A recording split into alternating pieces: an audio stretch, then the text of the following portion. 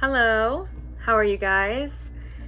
Today I wanted to do something maybe a little bit different, something that I haven't seen all my time of watching YouTube, at least not like this, because I'm so original and creative. I apologize if my hair is kind of frizzy, and also you might not be able to tell, maybe I'm just telling on myself here, but I accidentally hacked off a nice chunk of my eyebrow when I was shaving my unibrow area. So, if my eyebrows are looking a little Joan Crawford, um, apologies. Oh my god, now I'm just gonna keep messing with my hair!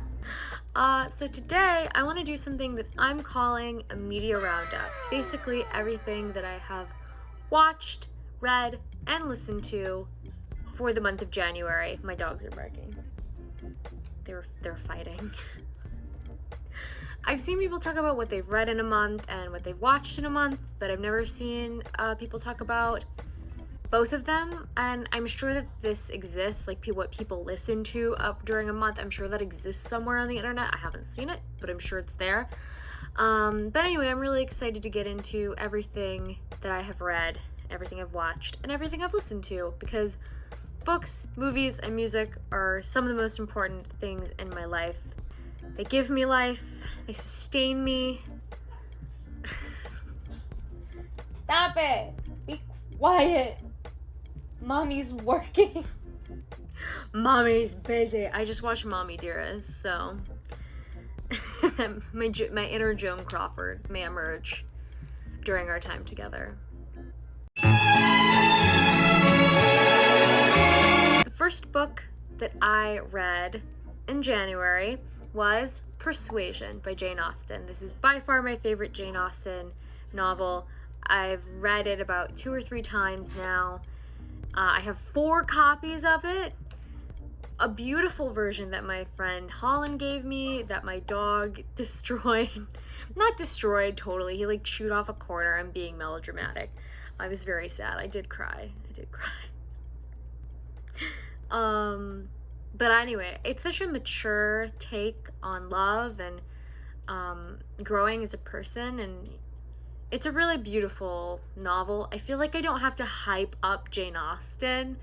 I feel like everyone is familiar and everyone loves her work or doesn't love her work. I'm sure there's plenty of people who don't enjoy Jane Austen. Persuasion is one of her shorter reads, shorter works. It's also her last novel that she wrote before she died. And I think that there is a maturity and a sort of solemn, but very tender quality to it that I think reflects that. So it's a great novel. Anne Elliot is very relatable to me. I don't think I'm as good of a person as Anne Elliot because she's such a great person. But her inability to function is very relatable to me. So I love her. The next book I read is one of those books that you read when you're a young person, like a preteen, and it totally changes your perspective on books and on life. And that book for me one of them was The Perks of Being a Wallflower by Stephen Chbosky. I hope I'm saying his last name correctly. I don't know. The Perks of Being a Wallflower, I feel like, is another book that's very iconic. It's very short, and I don't really remember the movie. I remember it being pretty good. Someone can correct me if you think I'm wrong and it was actually terrible. I don't really remember. The book is about a young teenager named Charlie as he goes through life, starting high school, dealing with grief, dealing with first love, dealing with an intense trauma that he represses for, I would say, almost the entirety of the book, and then it is revealed at the end. It's a very dark book, especially with what is revealed at the end. I don't want to give it away, but I do want to give a warning that there's some difficult content in the book, but it is geared towards young adults. And I personally really enjoy the book. It makes me very emotional. And it's pretty brilliant. And the way that it's written is fascinating. It's written as diary entries. The language is very simple and sort of blunt, but I think that actually lends to it being a successful read. Next book, another iconic book, maybe like more of a classic than iconic, is The Metamorphosis by Franz Kafka. I love Franz Kafka. I'm totally obsessed with him and his work.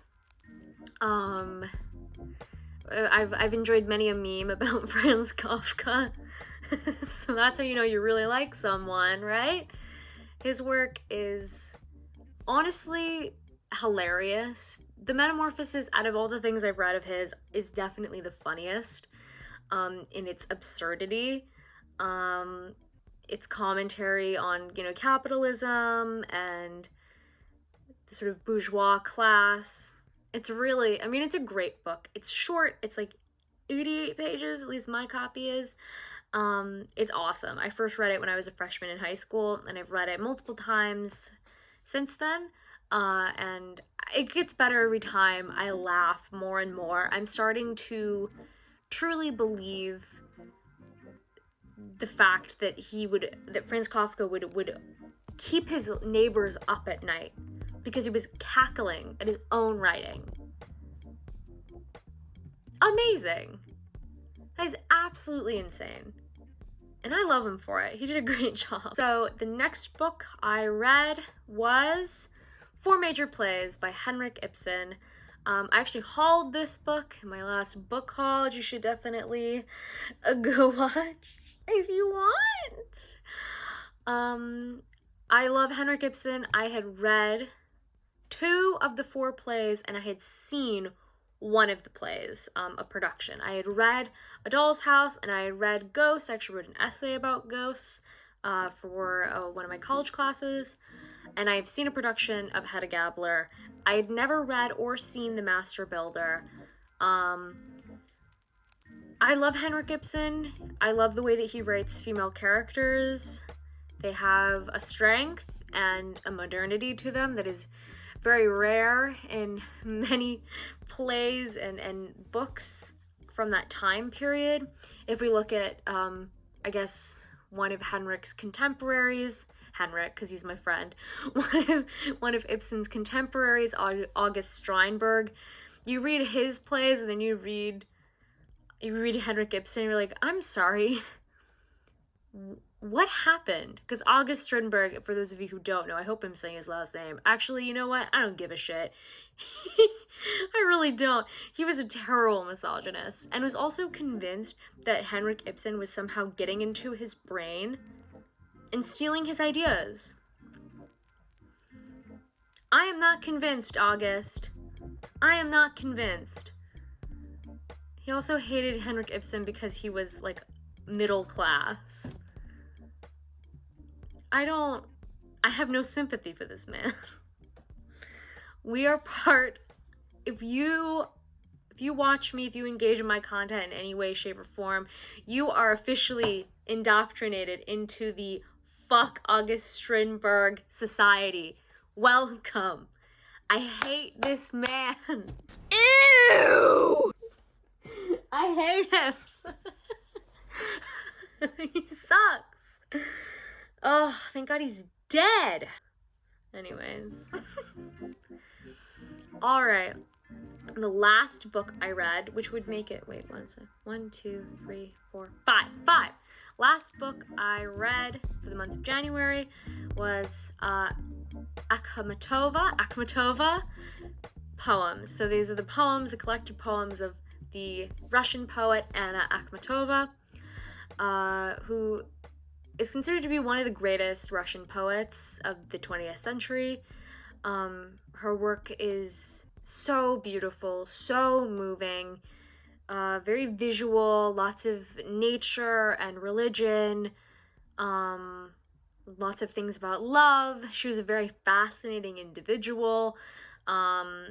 She aligned herself with a lot of philosophy and, other sort of controversial figures that made her somewhat unpopular with with the Russian government in the 30s. She had a son who ended up being, I forgot what he ended up doing. He ended up doing something important, but I don't remember what. She was a very modern individual. She had many lovers. She had a good time. It seems like when I read a little bit of her biography, just like on Wikipedia, it seemed like she got around and she had a good time, and I say good for her. Her poetry is great. A lot of her poetry later in her life is about war and the destruction of Russian culture, and how she wished for a revival in Russian culture, the saving of Russian culture. So honestly, a very inspiring author, or poet, I should say, very inspiring poet in the way that she uses language. It's quite sparse. Her poetry is not particularly long, with the exception of a poem without a hero, which was written over the course of many years and is quite dense. Most of her poetry is pretty short, but very moving and impactful. So I highly recommend reading any of her poetry just online. You don't have to get a whole book, but I love it. Hello, so I accidentally forgot a whole book that I read for the month of January, and that was Slouching Towards Bethlehem by Joan Didion. I didn't put it in my notes, but I put it on my Goodreads and also on like my Notion book tracking setup. So I don't know why I forgot her. I'm so sorry, Joan. So sorry, Joan. But yeah, basically, I was just about to start editing this video, so I decided that I wanted to talk about Slouching Towards Bethlehem. It's the first compilation of essays that Joan Didion published. They're mostly from magazines. I think the Saturday Evening Post, maybe the New York Times. It was published in 1968, and it really examines Californian specific, but just in general, American culture and American counterculture and hippies. It's a very late 60s compilation of essays. It's my first Joan Didion. I think a dog is crying. It's my first Joan Didion book that I've ever read, and I absolutely loved it. I feel like most people love Joan Didion when they read Joan Didion because she's amazing. Her voice is so blunt. Oh my god, that's who was barking. This is this little dog. That little orange thing is a dog. Anyways, her voice is so blunt and honest, but so deeply introspective, not only for herself, but deeply observational of other people. She's so insightful and so strong, both as like a person and as a creative voice. So I highly, highly recommend Slouching Towards Bethlehem. Anyways, I can't believe I completely forgot about it. I'm really sorry. But I'm gonna go, sorry, I don't have my camera the other way, so I'm sorry if I'm not looking at the viewfinder. But I'm gonna go edit this video now. Bye! Okay, so the first movie that I watched for the month of January was Cruel Intentions from 1999. It was directed by Roger Kumble, who I don't know who that is. I don't know who this man is. Cruel Intentions is a loose adaptation of the French novel, the 18th century French novel Dangerous Liaisons. There's also a film starring Uma Thurman, Daniel Day-Lewis, and Glenn Close. It's from the 80s. And I've seen that movie, but it was a really long time ago. I couldn't speak on it. Hey, I just wanted to come on here and say that it is in fact John Malkovich that is in this movie. Daniel Day-Lewis is not in this movie. He is not associated with this movie at all. They're just white men, and I can't tell the difference. Also, Keanu Reeves and Michelle Pfeiffer in this movie. Okay, that's it, bye. Cruel Intentions is insane. It's about the wealthy of the wealthiest of Manhattan society, the debaucherous teenagers of the highest epitome of wealth in America, in Manhattan. It stars Ryan Philippe. You know what's really funny is I actually don't know how to say his last name. One of my favorite TV shows, HBO's Girls, has this whole part where they do not know how to pronounce his name. But anyway, he's there, as well as Sarah Michelle Gellar and Reese Witherspoon. It's a pretty iconic film, I think. It's iconic to me in the pantheon of my culture. I really like this movie. There's incest, there's drugs, there's manipulation, there's lesbianism, there's cocaine. It truly is quite the trip. The soundtrack is great, the acting is melodramatic, but it's a great movie, and I can't sit here and act like I love every second of it. Actually, one of my friends texted me, I texted a group chat and was like, oh my god, have you guys seen Cruel Intentions? I just watched it, it's great. I'm like, yeah, I know, we've been new, it's great. So, highly recommend. Thought it was awesome.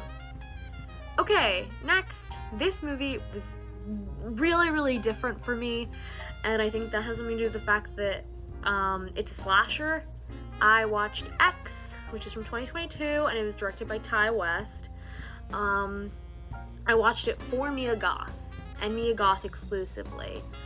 I didn't really like it that much.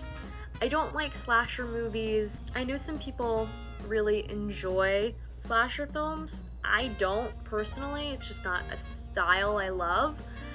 What I do have to say about the film is that it has some great acting moments. It has a lot of great acting moments, actually. I think the performances are amazing. There's some great comedy in there. The editing is gorgeous, really sharp. I don't think I've seen a movie edited quite so well in a while. So I loved that. And I got my Mia Goth. I got lots of Mia Goth. She's a fantastic performer. I also got something that I was not anticipating, which was the silhouette of Kid Cudi's penis. Just wiggling about.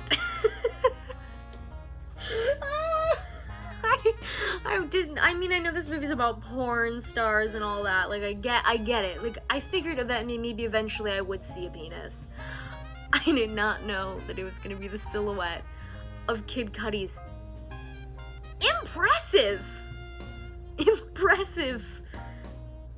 There's so many words, and I don't want to say any of them. Yeah, I don't remember what I rated this movie. I think ended up giving it 3 stars, just because I think the performances and the editing was so strong. I just really don't like this kind of movie. Oh well. Okay, next is, I think, gonna be one of my favorite movies I've watched this year. And that is The Green Knight, which is directed by David Lowery, and it's from 2021. I hadn't seen it, but I was on a little bit of a Dev Patel kick earlier in January. Mostly I watched Skins, and he is fantastic in this movie. Dev Patel is a great actor in general, but he is so good in The Green Knight. The Green Knight is confusing, it's very surrealist. It's a beautifully made film, and the aesthetic of it is gorgeous, and I'm not just talking about Dev Patel. All of it is beautiful. It's a great story. It was just so well done. That's really just what I have to say about it, is that it's well done. It's so successful in pretty much every capacity for me, and that's why it's definitely one of my favorites of my time watching movies. Honestly, it's kind of hard to remember specific details because I was just so overtaken by this general sense of amazement and just adoration for it. It moved me very deeply. I felt very emotional watching it as well. So it's great. I highly recommend if you haven't seen it. It's one of my favorites. Now, how many times am I gonna say that? That is so annoying.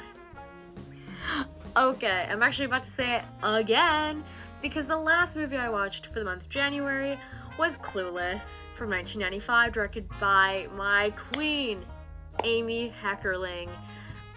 For those of you who don't know, Clueless is a adaptation of Jane Austen's Emma, and it is iconic. I don't need to sell Clueless to anybody. It's funny, the soundtrack is amazing, the actors are beautiful and cool. The fashion, the hair, the makeup, the comedy, the writing, the direction, the fact that there are, 3 or 4 songs within the first a minute and a half of the film, incredible. I love all the characters. I think all of them have something redeeming and charming about them. It's a great movie for when I'm feeling down. It's a movie that I go to if I'm feeling sad or if I'm feeling unmotivated or confused or I'm just feeling down in general. It brings a smile to my face, a big goofy smile the entire time, and it just gives me so much brightness and such a warm, happy feeling. And there's Paul Rudd. I love Paul Rudd. Who doesn't love Paul Rudd? The older I get, I think the more I enjoy it. I watched it a lot as a kid, and I feel like even though I loved it, I didn't really connect with it, or I didn't really, I couldn't really understand it the way that I do now, and so I love it. I love it a lot. It's one of my favorites. No one cares. Alright, so the last portion of the evening is dedicated to my favorite albums that I've listened to. I listen to a bunch of different music. Usually I make playlists and I just put a bunch of songs together, but I'm going to focus specifically on the albums that I listened to this month. Some new, some old, some I'm familiar with, and some I'm listening to for the first time. So I'm currently in the middle of reading, well, not in the middle, I'm currently 30% of the way done with Anna Karenina. She's slow moving, just like me having time dedicating to reading it. It's a great book. I really love it. It's just a lot. But something that I love doing while I'm reading it is listening to the Anna Karenina soundtrack from the film, I think from 2012. The soundtrack is composed by Dario Marianelli. I hope I did that right. He does a lot of period pieces. Anna Karenina is just one of the many period pieces he's composed for, and it's beautiful. The soundtrack is so emotional, it's so engrossing. There's beautiful Russian language singing in it as well. It really is, it's very theatrical and full of emotion and a lot of passion, and it's perfect for the movie, and it's perfect for reading it while you're reading and listening to it at the same time. So I highly recommend. It's also great to just study to. I study and write to it on occasion, so it's great. Next is Goodbye Falkenberg by The Racehorses. I'd never listened to this album before. It's from 2010. The Racehorses never released another album, which makes me really sad because I really like this album. Hello, I am here once again to fact check my own damn self. The Racehorses had another album in 2012 called Furniture. Haven't listened to it. I'm sure it's great. They didn't release anything else after that, maybe an EP, I'm not sure. But yeah, I really need to be taking better notes before I start talking. Anyways, bye. Goodbye Falkenberg, it's bright and zingy and sort of goofy, but it jams. It's so good. I see, here's the problem is I don't really know how to talk about music very much. I can maybe talk about books and movies, but I really don't know how to talk about music. I'm just like, it's good because it, sounds good and you should listen to it. Okay, next is, I'm gonna mess this name up. Not the name of the album, but the name of the artist. So the name of the album is Spanish Dancing Troupe. It's also got really adorable cover art. And it's by Gorky's Zygotic Mincy. They're Welsh, and you can tell because that last word I do not know how to say. Minch?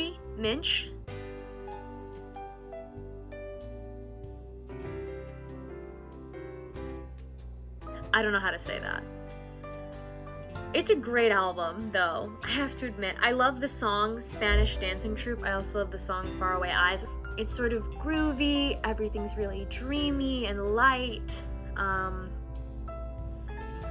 feel like I'm sort of transported and I'm sort of floating when I listen to it.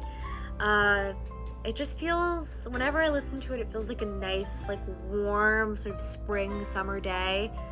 There's like breeze and sun. It's just warm, and it's not warm in the sense that it's cozy, but it's warm in the sense that it's like comfortable. It's a great album. It has a lot of wonderful feeling to it. So I loved it. Next is Evergreen Volume 2 by the Stone Ponies, or maybe just Stone Ponies. This is Linda Ronstadt's band when she first moved to California. I'm pretty sure this is one of the first things she ever did when she first started her singing career, her professional singing career, and that was the Stone Ponies. They toured for a little bit. My parents were watching a documentary about Linda Ronstadt, and it's so weird to watch Linda Ronstadt when she was young because she looks so much like my mother when my mother was young. I mean, honestly, still now. My mom had the same hair, the same eyes, nose, mouth with the gap in the tooth, like the face shape. They look identical, and it's very weird. But the Evergreen Volume 2 is an album. It has a lot of great songs on it. Their most famous as a group was A Different Drum, and it's beautiful. Linda Ronstadt just has the most gorgeous, folky, rich voice. She's just such a wonderful singer, and she's had such an amazing career. And the final album that I've listened to many times before, and that is Tapestry by Carole King. It's probably one of the most famous albums of the 20th century. It's amazing. I love Carole King. She was central to my childhood, and she's central to my life now. I love her music, love her lyrics. She's got such an incredible, again, very folky, very rich, emotion-driven voice.